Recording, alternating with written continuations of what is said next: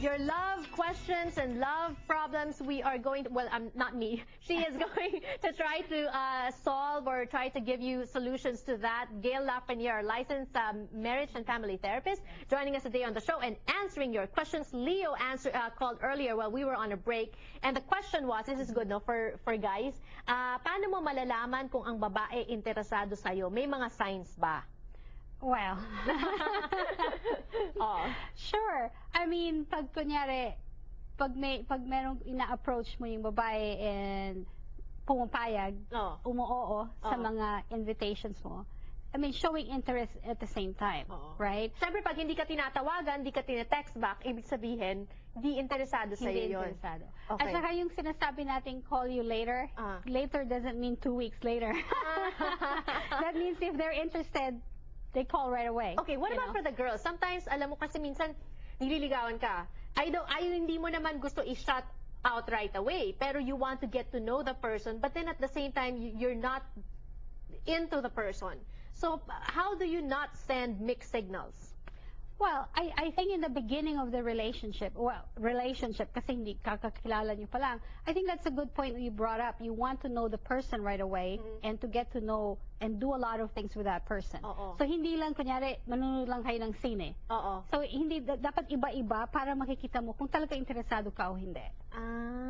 So, you can be in different situations. Okay, what about yung concept of ligaw sa Philippines? Diba yung ligaw, pag sa Philippines, magpapadala ng mga kung ano-ano. And sometimes, you know, the girl doesn't know. And syempre, age of technology na tayo ngayon, iba na yung thinking, hindi na ganun ka-conservative. Some girls would say, just accept whatever. You're not asking for it. But then others would still say na don't, because if you keep accepting, you give the guy false hopes. Yes, that is mixed signals. And sasabihin ko lang, you know, do unto others what you want them to do unto you. Kasi syempre, maawa ka naman if you're not really interested. Exactly right. You don't want them to go through the effort na hindi ka naman pala. Now, if you're really interested and you really want to know him, then I think that's okay. Okay. Like they said, all is fair in love and all is war, fair in love and war. Okay, another question, this time from Cebu, Philippines. Those of us watching on YouTube, Kababayan, youtube.com/kababayanla18.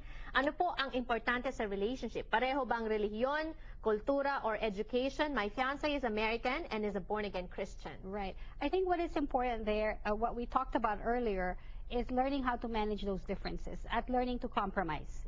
And what we try to work on is to take the best things in each culture or in the different religions. Kunyari, kung Catholic siya and born again yung boyfriend, you know, what are the best aspects of each one, and then bring that into the relationship. I don't think that just because you don't have any similar, you know, religion or culture or education, that would be enough to just say, you know, we're not compatible.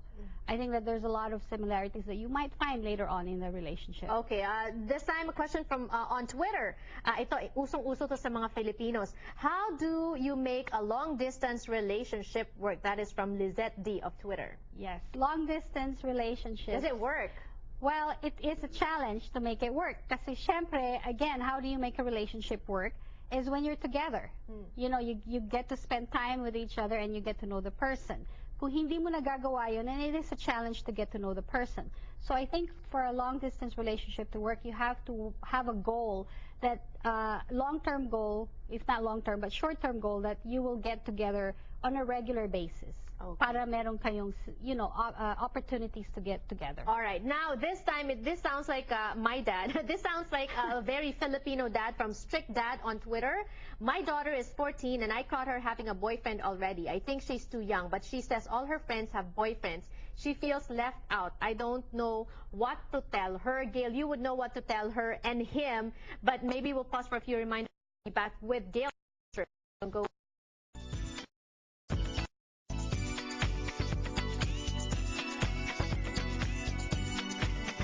Kababayan LA, ahatid sa inyo ng McDonald's at ang mga bagong McCafe Espresso drinks. McDonald's na ba ang inyong bagong coffee house? Ang mga bagong McCafe Espresso drinks ay mabilis,